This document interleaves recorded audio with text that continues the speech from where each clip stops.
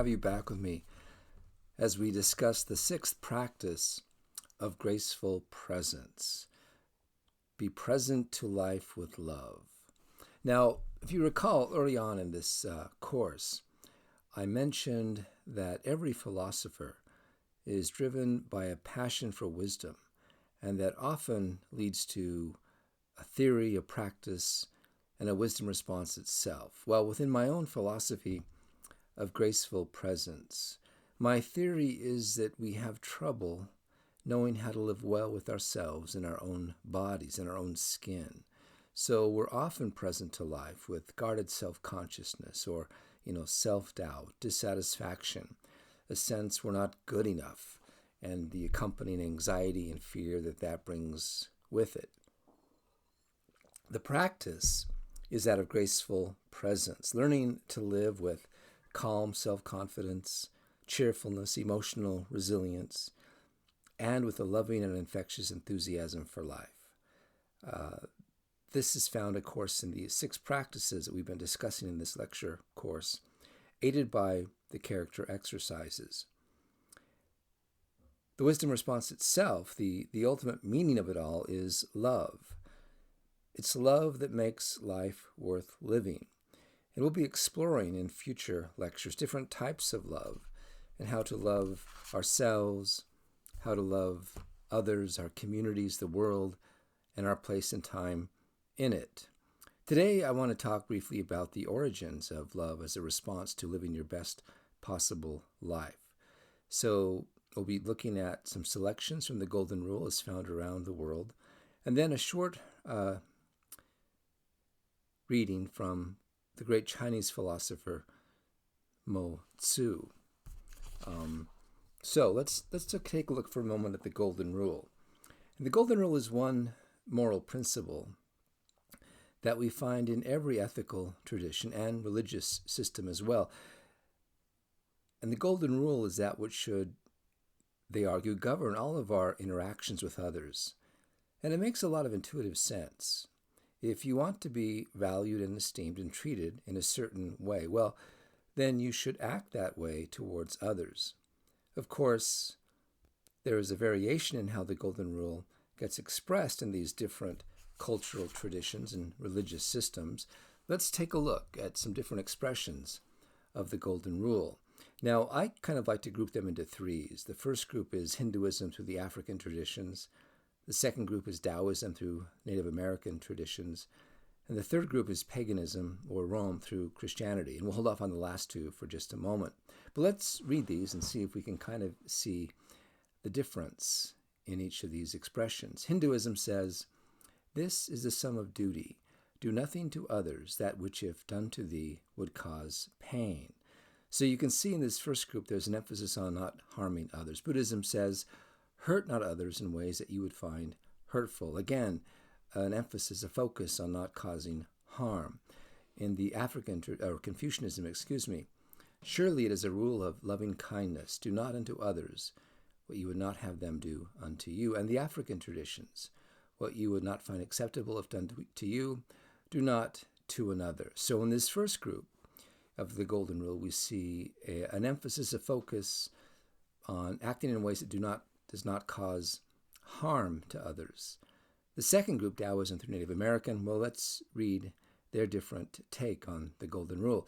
Taoism says, "Regard your neighbor's gain as your own gain, and your neighbor's loss as your own loss." So you can see a different focus here. Native American says, "Humankind has not woven the web of life. We are but one thread within it. Whatever we do to the web, we do to ourselves." So in the second group, we see a focus on interconnection. Kind of the idea that if I cause harm to you, I'm really causing harm to myself. Or if I do good to you, then I'm really doing good to myself. And that latter part is sort of found in the next group, paganism through Christianity. Paganism says, "The law imprinted on the hearts of all men is to love the members of society as themselves." Islam, "No one of you is a believer until he desires for his brother that which he desires for himself." And Christianity, "All things whatsoever you would that men should do to you, do you even so to them, for this is the law and the prophets. So in this third group, we see the focus is on doing good to others. So as you can see, some cultures and religions place emphasis on not doing any harm to others, while others emphasize doing good. Now, I like to ask my students, which formulation they prefer people use when interacting with them. Would you prefer that people simply refrain from doing you harm, or do you want others to seek actively to benefit you? And there's never been any real consensus. Now, I've left off the last two. Let me look at those briefly. Judaism, of course, might fit into that first group, but there's a great story that surrounds this Judaism expression. It goes back to the Jewish scholar Hillel, who lived around the time of Jesus, and that the story is that a group of pagans came to Hillel, and they said that they would convert to Judaism. They would convert to Judaism if he could recite the entire Torah, the law, while standing on one foot, one leg. Of course, that would be quite a lot to recite while standing on one leg. It contains what we now would know as the first 5 books of Moses, Genesis through Exodus, Leviticus, Deuteronomy, and Numbers, which is quite a bit to recite while on one foot. What Hillel takes up the challenge.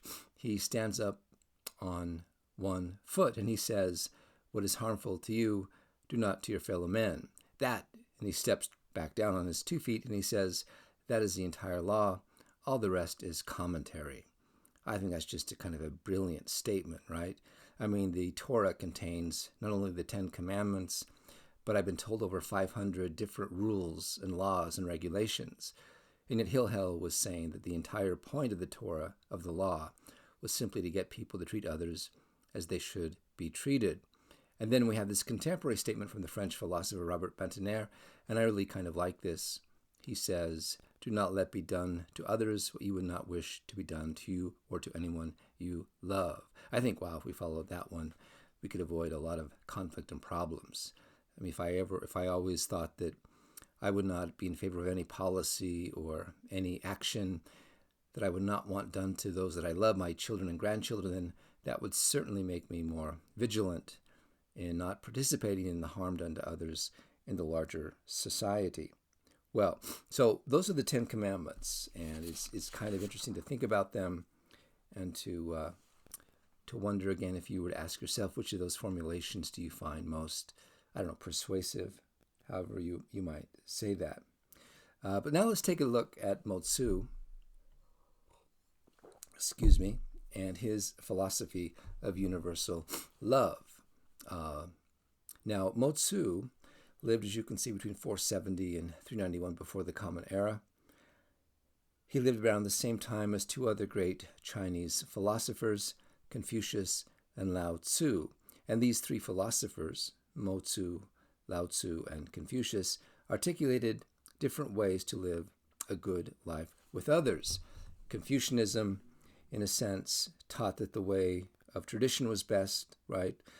That the best life was a life lived in conformity with the best of one's tradition, so living a traditional life. Lao Tzu taught the best way was the way of nature. The best life was a life lived in conformity with nature, so mirroring the creativity, the spontaneity, and flexibility of the natural world. But Mo Tzu was different than both of those. He taught the way of universal love. We want to examine this a bit more clearly. Now, Mo Tzu, as I've said, probably lived between 470 and 391 before the Common Era. After a short period as a civil servant, he became a traveling philosopher like Confucius, counseling feudal lords on government and personal conduct. Unlike Confucius, he laid stress on the need for universal love, rather than love restricted to one's family. He justified this in terms of the practical benefits it would bring, not least the prevention of social strife and war. However, by promoting the ideal of universal love, he essentially denied the basic tenets of Confucianism and became a target for attack by Confucian texts. This may have been exacerbated by the fact that Mo Tzu and his followers may have been poor. They certainly gave considerable thought to the plight of the poor in their teachings. In contrast, while the Confucians were humanists, they tended to be concerned more with producing an elite. Well, let's take a look at Mo Tzu and his philosophy of universal love. So Mo Tzu begins by saying that the purpose of the humanist or philosopher is to be found in procuring benefits for the world and eliminating its calamities. So, in other words, philosophy should promote human flourishing by improving human well-being. Philosophy should increase happiness and decrease suffering. So the benefit that philosophy would bring is peace and prosperity, helping people find or feel safe, secure, respected, and free. So what's the problem that stops people from feeling safe, secure, respected, and free? Well, Mo Tzu says mutual, and when I read this, I want you to kind of look for the 6 sites or locations of conflict or calamity. Mo Tzu says mutual attacks among states, mutual usurpation among houses, mutual injuries among individuals, the lack of grace and loyalty between ruler and ruled, the lack of affection and filial piety between father and son, the lack of harmony between the elder and youngest brothers. These are the major calamities in the world. So if you found those 6 locations or sites of conflict, 1, you had a conflict between states. 2, you had a conflict between households or communities. 3, you had a conflict between individuals. And then 4, within states, there was a conflict between the ruler and ruled. There was no love or loyalty shared between ruler and ruled. 5, there was a conflict within households, no affection or respect between father and son. And 6, there was a conflict between brothers. There was no harmony in the household between brother and brother. Now, if you think about this for a moment, what all of these 6 sites or locations of conflict have in common is they are all relationships, right? They're all dysfunctional relationships. So Mo Tzu is saying that the cause of all of our human conflict is dysfunctional relationships. And so what exactly is it that causes this dysfunction? Where do these calamities arise, right? Or these dysfunctional relationships? And he says, Mo Tzu says, they arise out of want of universal love. At present, feudal lords have learned only to love their own states and not those of others. Therefore, they do not scruple about attacking other states. The heads of houses have learned only to love their own houses and not those of others. Therefore, they do not scruple about usurping other houses. And individuals have learned only to love themselves and not others. Therefore, they do not scruple about injuring others, right? So if you think about that for a moment, right? By the way, usurpation means to take something from another by force. And if you think about it, right, it's easy to exploit, it's easy to harm others, to injure others, take advantage of others when you don't love them. Let's take a look as he goes on to talk about that. He says, when feudal lords do not love one another, there will be war on the fields. When heads of houses do not love one another, they will usurp one another's power. When individuals do not love one another, they will injure one another. When ruler and ruled do not love one another, they will not be gracious and loyal. When father and son do not love each other, they will not be affectionate and filial. When elder and younger brothers do not love each other, they will not be harmonious, right? So that's the idea, that in all of these 6 sites of dysfunctional relationships, the cure is love, right? That's, again, the idea that for any relationship to work, for any relationship to function as it should, there must be mutual love. The next passage, when nobody in the world loves any other, naturally the strong will overpower the weak, the many will oppress the few, the wealthy will mock the poor, those honored will disdain the humble, the cunning will deceive the simple. Therefore, all the calamities, strife, complaints, and hatred in the world have arisen out of want of universal love. Therefore, humanists, or philosophers, disapprove of this want, right? This want of universal love. Now think about that for a moment and ask yourself whether you agree with what he's saying here.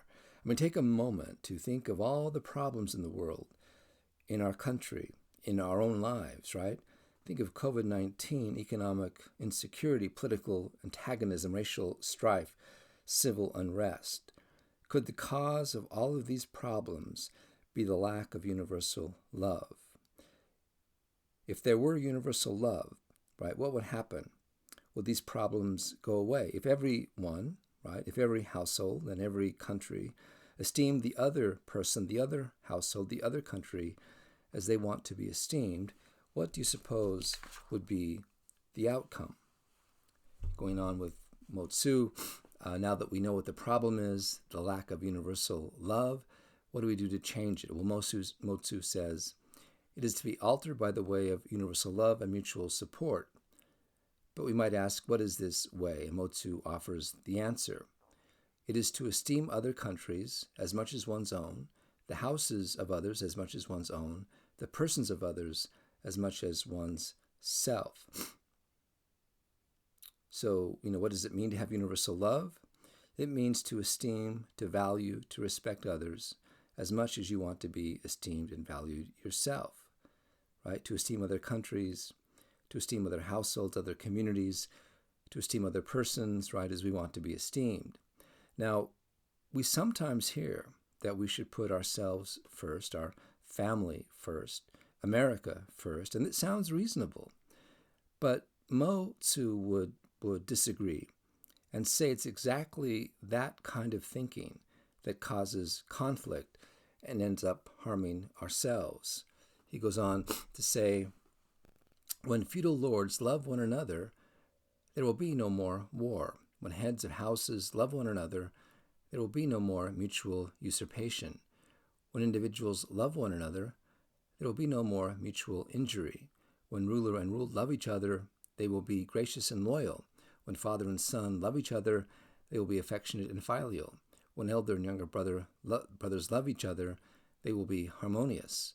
When all the people in the world love one another, then the strong will not overpower the weak, the many will not oppress the few, the wealthy will not mock the poor, the honored will not disdain the humble, and the cunning will not deceive the simple. And it is all due to universal love. That calamities, strife, complaints, and hatred are prevented from arising. Therefore, the philosopher praises it. Right? Now, of course, some might say that this is too utopian, right? That it's nice, very nice to say that you should love everyone, but it's simply impractical. Let's see what Mo Tzu might say to that. But worldly people would say, so far so good. It is, of course, very excellent when love becomes universal, but is only a difficult and distant ideal. Right? Again, as I said, it's too utopian. That's what the Confucians thought. They thought that if you tried to love one another, it would just cause chaos. It's too hard to do. You should only love those close to you. Well, this is Mo Tzu's reply. Let's see if we can kind of figure out what he's trying to say. He says, this is simply because the worldly people do not recognize what is the benefit of the world or understand what is calamitous to it. Now, to besiege a city, to fight in the fields, or to achieve a name at the cost of death, these are what men find difficult. Yet when the ruler encourages them, the multitude can do them. Right? Let's see what he's saying here. He said, hold on. He says that the people are willing to go to war, to fight and kill and even die for their country. Right? And those things are hard, but people are willing to do it. So why wouldn't people be willing to love for their country if asked to? He says, in comparison, universal love and mutual aid is quite different from these. Whoever loves others is loved by others. Whoever benefits others is benefited by others. Whoever hates others is hated by others. Whoever injures others is injured by others.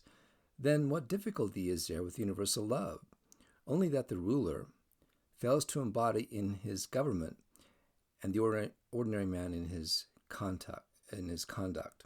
Sorry for the few typos there. But what he's essentially saying is to love others, to benefit others, usually leads to others loving and benefiting you, whereas to hate others and to injure others usually leads to others hating and injuring you. And which is better? Then why do we often default to hatred and injury when we all know that benefiting and loving is better?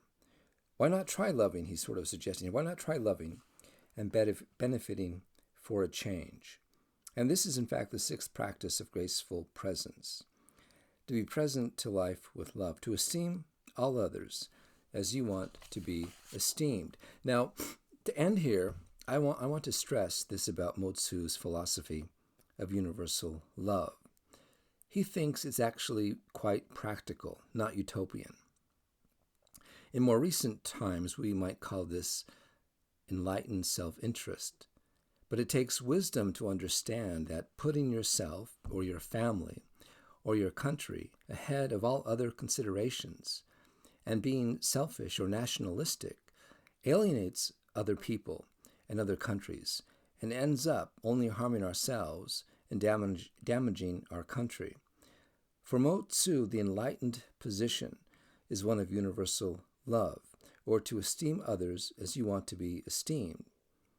And it seems as if all the world's major religious and ethical systems have said the same thing as found in the Golden Rule that we looked at earlier. But I wonder sometimes if we humans will ever learn this obvious point, that the best way to live is love. The best way to live is to esteem others as we want to be esteemed. Hopefully, you will learn that point and exemplify that in your own life. I know you can do it. I believe in you. So start today. The quiz code for this lecture is 1125. Thank you all very much, and I hope you have a wonderful